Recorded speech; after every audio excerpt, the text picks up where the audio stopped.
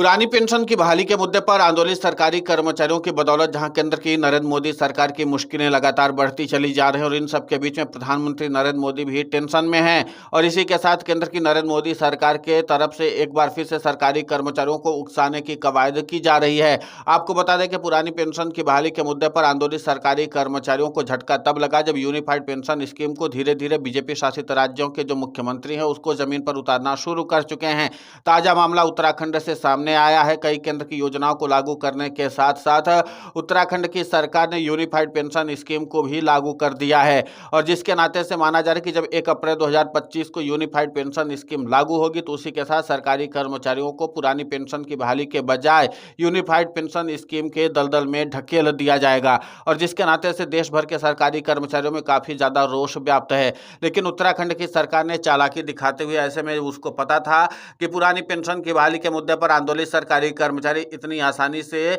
UPS को स्वीकार करने वाले नहीं है, तो जाहिर सी बात है कि उत्तराखंड की सरकार ने एक नई रणनीति बनाई और उन्होंने कहा कि अगर जो सरकारी कर्मचारी यूपीएस के साथ शामिल हो जाएगा उसको वो सीधे सीधे पदोन्नति में काफी लाभ मिलेगा, उसको काफी ज्यादा इसमें फायदा होगा। तो जाहिर सी बात है कि पदोन्नति के लालच में अब सरकारी कर्मचारी यूपीएस के साथ जाएंगे क्या, ये अपने आप में बहुत बड़ा सवाल है। उधर यूनिफाइड पेंशन स्कीम को लेकर के अब बीजेपी शासित राज्यों के मुख्यमंत्रियों की तरफ से भी कवायद तेज हो गई है। सरकारी सूत्रों की तरफ से मिली जानकारी के मुताबिक 1 अप्रैल 2025 को यूनिफाइड पेंशन स्कीम को आधिकारिक तौर पर लॉन्च कर दिया जाएगा और उसके बाद फिर बीजेपी शासित राज्यों के मुख्यमंत्रियों की तरफ से नई रणनीति बना करके यूनिफाइड पेंशन स्कीम को सरकारी कर्मचारियों के ऊपर थोपा जाएगा। ये थोपने की बात इसलिए कहा जा रहा है क्योंकि पुरानी पेंशन की बहाली के मुद्दे पर आंदोलित सरकारी कर्मचारी यूपीएस को यानी यूनिफाइड पेंशन स्कीम को सिरे से खारिज कर चुके हैं। बावजूद इसके बीजेपी शासित राज्यों के मुख्यमंत्रियों की तरफ से जब इस बात का दबाव डाला जाएगा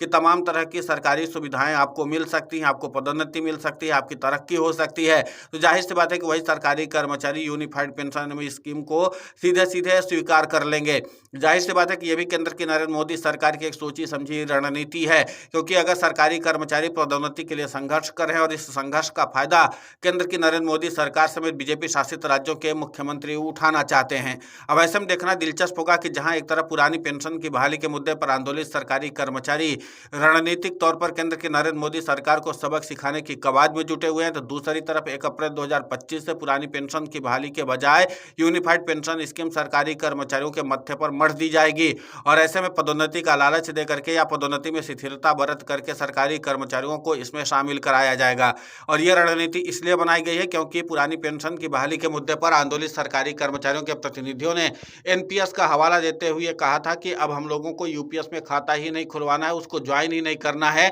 सरकार लाख विकल्प दे लेकिन फिर भी हम लोग उसमें शामिल नहीं होंगे। तो ऐसे में देखना दिलचस्प होगा कि जब सरकारी कर्मचारियों के प्रतिनिधि इस बात का हवाला दे चुके हैं कि जिस तरीके से एनपीएस के दलदल में सरकारी कर्मचारियों को ढकेल दिया गया और उसके बाद शेयर मार्केट में गिरावट के बदौलत सरकारी कर्मचारियों को आज आर्थिक संकट का सामना करना पड़ रहा है, तो क्या आगे चल करके यूपीएस का भविष्य भी इसी तरीके से होगा। इसीलिए सरकारी कर्मचारियों के प्रतिनिधियों ने अपने साथियों से भावुक अपील करते हुए कहा कि इस बार यूपीएस के तहत सरकार जाहिर सी बात है कि सरकारी कर्मचारियों को फंसाने की कोशिश करेगी, लालच देगी और अगर हम उस लालच में आ गए तो जाहिर सी बात है कि फिर हम लोगों का भविष्य अधर में अटक जाएगा। तो सरकारी कर्मचारियों के प्रतिनिधियों ने तो यूपीएस से दूर रहने के लिए सरकारी कर्मचारियों को कहा है, लेकिन बावजूद इसके पुरानी पेंशन की बहाली के बजाय अब बीजेपी शासित राज्यों के मुख्यमंत्री किसी भी हाल में यूपीएस को जमीन पर उतारना चाहते हैं। और जाहिर सी बात है कि एक चीज यहाँ पर और नोट करने वाली बात है कि इस समय यूपीएस जो है वो केंद्र की नरेंद्र मोदी सरकार के साथ साथ प्रधानमंत्री नरेंद्र मोदी की महत्वाकांक्षी योजना है और बीजेपी शासित राज्यों के मुख्यमंत्री प्रधानमंत्री नरेंद्र मोदी की नजर में हीरो बनना चाहते हैं और ऐसे में अगर सरकारी कर्मचारियों के लिए थोड़ा बहुत खर्च करके लालच दे करके उनको इसमें शामिल करने के लिए कोई और रणनीति बनानी पड़े तो वो करेंगे। और जाहिर सी बात है कि जब यूपीएस को इस तरीके से वो लागू करवा करके सरकारी कर्मचारियों को शामिल करवा देंगे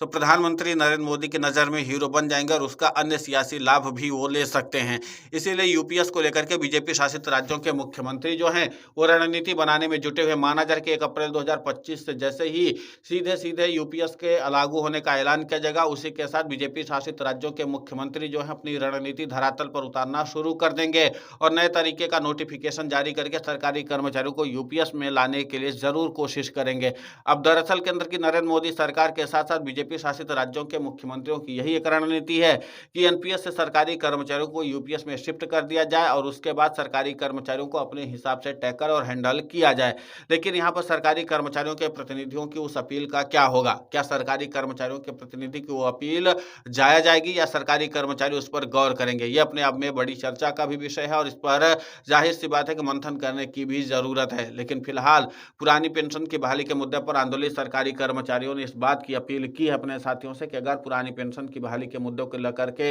हम लोग अपना रास्ता भटकते हैं, तो फिर हम लोगों को एनपीएस के तहत ही खामियाजा भुगतना पड़ेगा। और इसी के साथ सरकारी कर्मचारियों का आक्रोश भी लगातार बढ़ता चला जा रहा है। और सबसे महत्वपूर्ण बात यह है कि एनपीएस का ताजा उदाहरण सरकारी कर्मचारियों के सामने है। ऐसे में उत्तराखंड हो या फिर कोई और अन्य राज्य, वहां पर सरकारी कर्मचारी यूपीएस के साथ जाएंगे या नहीं, यह अब देखना दिलचस्प होगा। फिलहाल इस पूरे घटनाक्रम को लेकर के आपकी प्रतिक्रिया बहुत महत्वपूर्ण होती है। आप हमें कमेंट करके जरूर बताएं। साथ ही पुरानी पेंशन की बहाली के मुद्दे पर हम लगातार आंदोलित होकर के खबरें चला रहे हैं। आप हमारे समर्थन के लिए चैनल को सब्सक्राइब करें, खबर को ज्यादा से ज्यादा शेयर करें ताकि पुरानी पेंशन की बहाली का मुद्दा और बुलंद हो।